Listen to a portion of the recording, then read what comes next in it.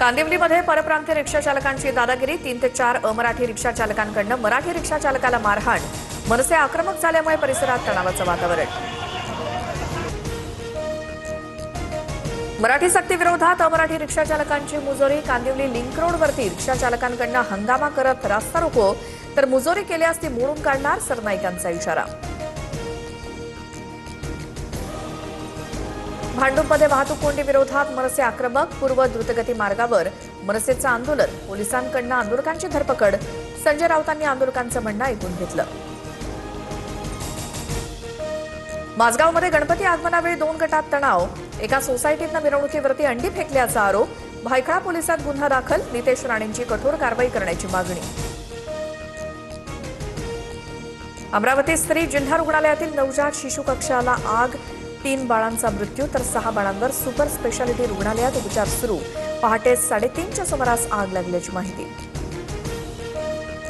मुख्यमंत्री फडणवीसांकडून अमरावती दुर्घटनेबाबत दुःख व्यक्त, दोषींवर कठोर कारवाई करण्याचं आश्वासन, मृतांच्या कुटुंबियांना 5 लाखांची आर्थिक मदत.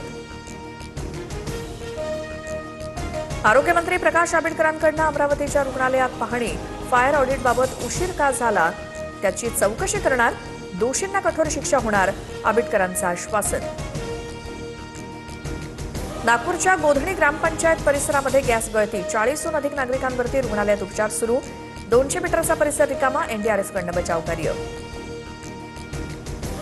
शेतकरी कर्जमाफीची 3री यादी आज किंवा उद्या जाहीर होण्याची शक्यता, 3ऱ्या यादीमध्ये तब्बल 6,30,000च्या जवळपास लाभार्थी, तर शेतकऱ्यांना 5,080 कोटी रुपये वितरित होणार. एफडी आयुक्त तुकाराम मुंढेंच्या निर्णयाविरोधात खाद्यतेल व्यापारी एकवटले, 15 दिवसात सुटा तेल बंदीचा निर्णय मागे घ्या, अन्यथा राज्यभर आंदोलन करू, तेल विक्रेत्यांचा अल्टिमेटम. व्यापाऱ्यांना केवळ 15 दिवसांचा साठा ठेवण्याची परवानगी, साखरेची साठेबाजी रोखण्यासाठी सरकारचा निर्णय, मागणी वाढल्यास साखर दिवाळीपर्यंत 100 पार होण्याची शक्यता, सरकारकडून साखर आयातीचा निर्णय. साखरेपाठोपाठ तांदळाच्या दरात 11% वाढ, वाढती मागणी, काही राज्यातनं घटलेली आवक आणि निर्यातीच्या किमतीवरती परिणाम, आणखी दर वाढण्याची शक्यता.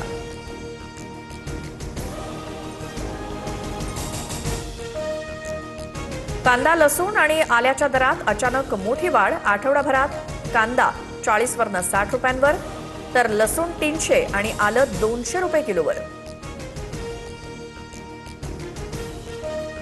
घाटकोपरमधील कचऱ्यानं तुडुंब भरलेल्या नाल्यात मनसेचं आंदोलन, पालिकेविरोधात जोरदार घोषणाबाजी, पालिका आयुक्तांच्या दालनात कचरा टाकण्याचा इशारा. मला 90% रिस्पॉन्स, मात्र तरी मी आबाला पुढे घ्या म्हणतो, लक्ष्मण हाकेंचा व्हिडिओ व्हायरल.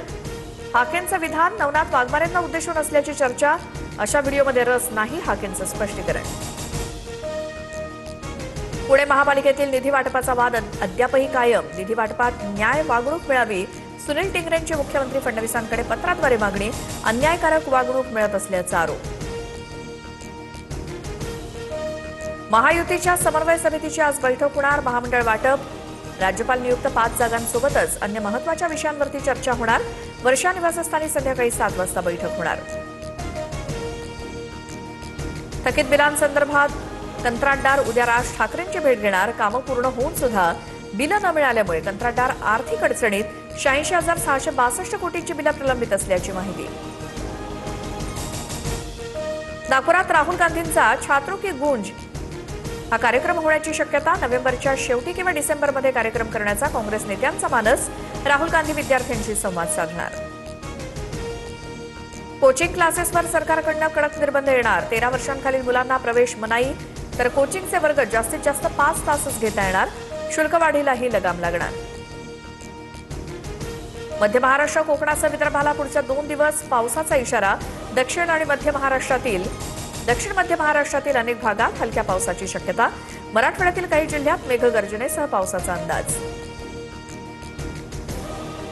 चंद्रपूर पालिकेत नोकरी लावण्याचा आमिष दाखवून 3 कोटींची फसवणूक, 84 महिलांकडून तक्रार दाखल, पोलिसांकडून आरोपींना बेड्या, अधिकचा तपास सुरू.